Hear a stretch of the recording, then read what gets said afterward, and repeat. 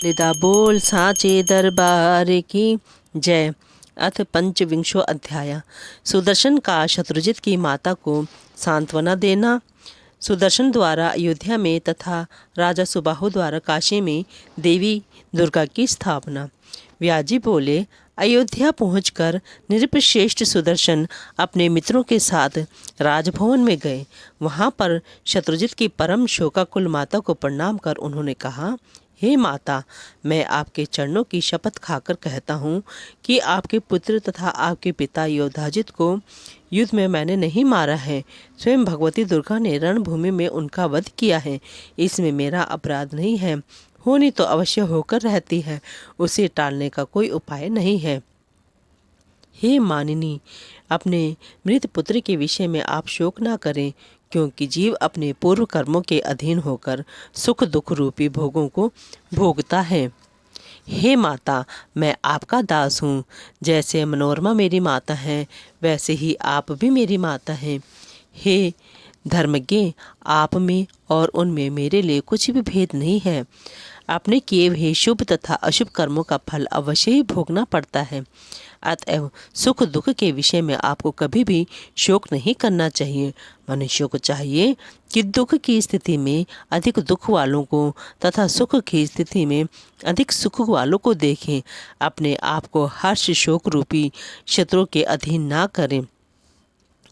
यह सब दैव के अधीन है, अपने अधीन कभी नहीं। अतएव बुद्धिमान मनुष्य को चाहिए कि शोक से अपनी आत्मा को ना सुखाए। जैसे कठपुतली नट आदि के संकेत पर नाचती है, उसी प्रकार जीव को भी अपने कर्म के अधीन होकर सर्वत्र रहना पड़ता है।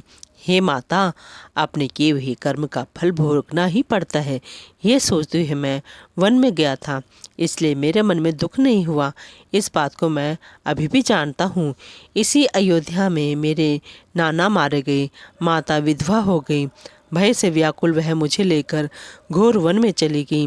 रास्ते में चोरों ने उसे लूट लिया, उसके वस्त्र तक उतार लिए और समस्त राहत सामग्री छीन ली। वे बाल पुत्रा निराश्रय होकर मुझे लिए हुए भारद्वाज मुनि के आश्रम पर पहुंची। ये मंत्री विद्दल तथा अबला दासी हमारे साथ गए थे। आश्रम के मुनियों और मुनिपत्नियों ने दया करके नीवार तथा फलों से भली भांति हमारा पालन किया और हम तीनों वहीं रहने लगे। उस समय निर्धन होने के कारण ना मुझे दुख था और ना अब धन आ जाने पर सुख ही है। मेरे मन में कभी भी वैर तथा ईर्ष्या की भावना नहीं रहती। हे परंतपे, राजसी भोजन की अपेक्षा नीवार भक्षण श्रेष्ठ है, क्योंकि राजस अन्न खाने वाला नरक में जा सकता है, किंतु निवार भोजी कभी नहीं।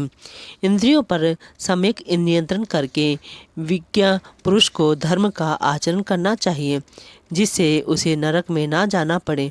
हे माता, इस पवित्र भारतवर्ष में मानव जन्म दुर्लभ है। आहार आदि का सुख तो निश्चय ही सभी योनियों में मिल सकता है।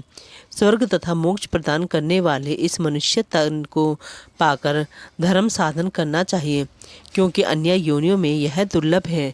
व्याजी बोले, उस सुदर्शन के यह कहने पर लीलावती बहुत लज्जित हुई और पुत्र शोक त्याग कर आंखों में आंसू भर के बोली, हे पुत्र, मेरे पिता युधाजित ने मुझे अपराधिनी बना दिया।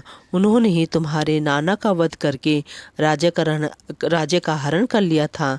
हे तात, उस समय मैं उन्हें तथा अपने पुत्र को रोकने में समर्थ नहीं थी। उन्होंने जो कुछ किया उसमें मेरा अपराध नहीं था। वे दोनों अपने ही कर्म से मृत्यु को प्राप्त हुए हैं। उनकी मृत्यु में तुम कारण नहीं हो। अतएव मैं अपने उस पुत्र के लिए शोक नहीं करती। मैं सदा उसके किए कर्म की चिंता करती रहती हूँ। हे कल्याण, अब तुम ही मेरे पुत्र हो और मनोरमा मेरी बहन है। हे पुत्र, तुम्हारे प्रति मेरे मन में तनिक भी शोक या क्रोध नहीं है। हे महाभाग, अब तुम राज्य करो और प्रजा का पालन करो। हे सुव्रत, भगवती की कृपा से ही तुम्हें यह कंटक राज्य प्राप्त हुआ है। माता लीलावती का वचन सुनकर उन्हें प्रणाम करके राजकुमार सुदर्शन उस भव्य भवन में गए जहाँ पहले उनकी माता मनोरमा रहा करती थीं। वहाँ जाकर उन्होंने सब मंत्रियों तथा ज्योतिषों को बुलाकर शुभ दिन और मुहूर्त पूछा और कहा कि सोने का सुंदर सिंहासन बनवाकर उस पर विराजमान देवी का मैं नित्य पूजा करूँगा। उस सिंहासन पर धर्म, अर्थ, काम तथा मोक्ष प्रदान करने वाली भगवती की स्थापना करने के बाद ही मैं राज्य कार्य संचालित करूँगा, जैसा मेरे पूर्वज श्री राम आदि ने किया है।